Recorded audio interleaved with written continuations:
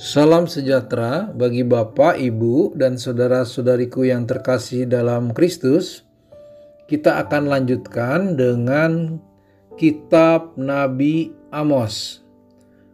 Kitab Nabi Amos adalah salah satu kitab dalam Perjanjian Lama dalam Alkitab Kristen dan merupakan bagian dari kitab suci Ibrani yang dikenal dengan Tanakh. Amos sendiri adalah seorang peternak domba dan pengumpul buah ara yang diutus oleh Tuhan untuk menyampaikan pesannya kepada bangsa Israel Utara pada abad ke-8 sebelum Masehi. Berikut adalah ringkasan singkat dari kitab Amos.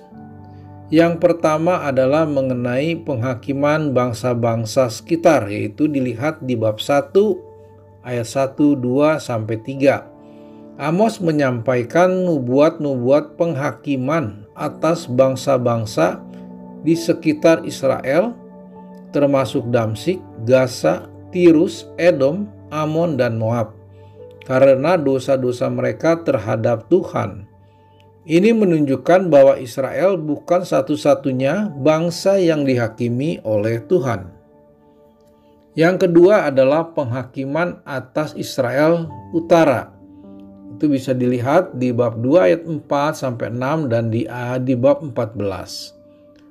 Amos kemudian mengecam dosa-dosa bangsa Israel Utara, termasuk ketidakadilan sosial, penindasan terhadap yang lemah, pemujaan berhala, dan ketidaksetiaan kepada Tuhan.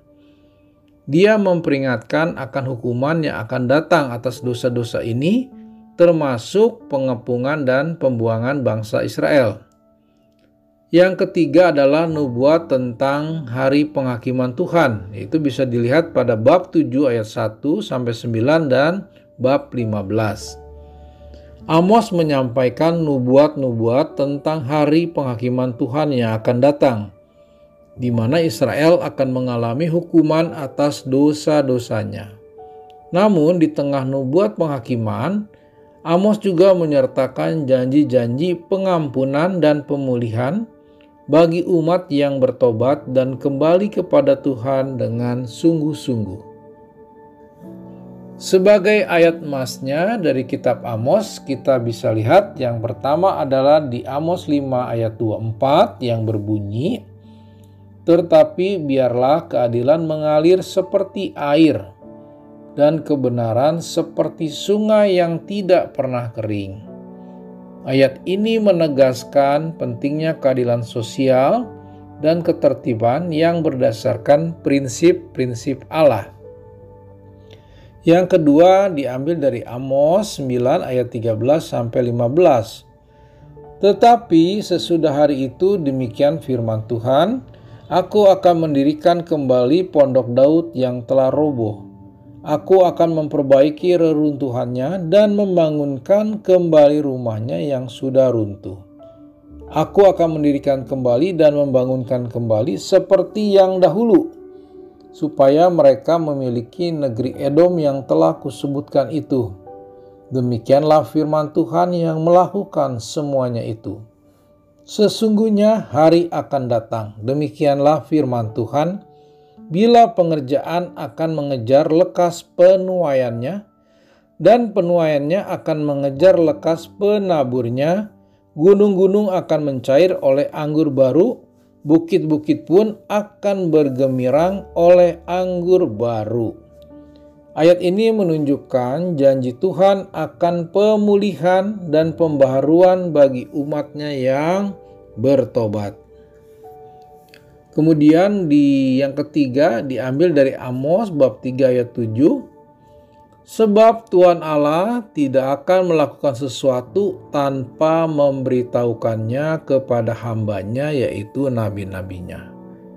Artinya ayat ini menekankan bahwa Tuhan selalu memberi peringatan kepada umatnya melalui para nabinya.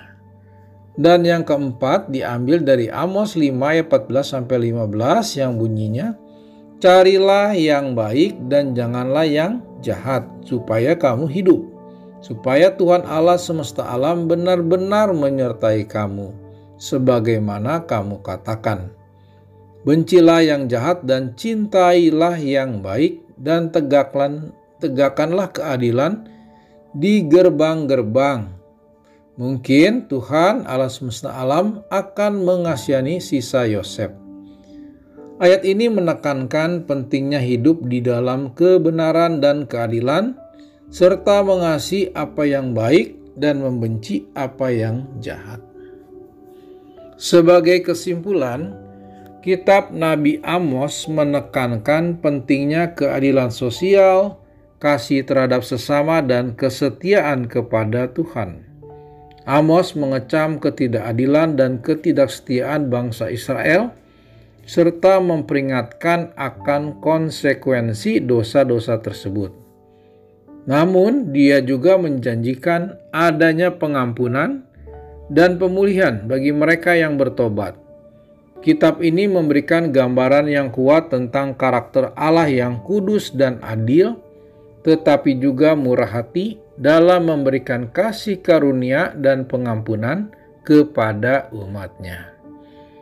Sebagai tindakan nyata untuk kita saat ini, mari kita merefleksikan kembali bagaimana sikap dan empati kita kepada keadilan sosial, terutama bagi sesama yang menderita, dan tetap setia untuk terus berbuat kebaikan bagi sesama yang membutuhkan, sebagai membalas kasih Bapa yang murah hati kepada kita.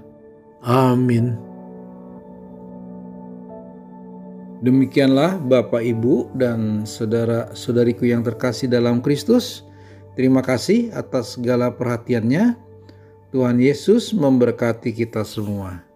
Amin.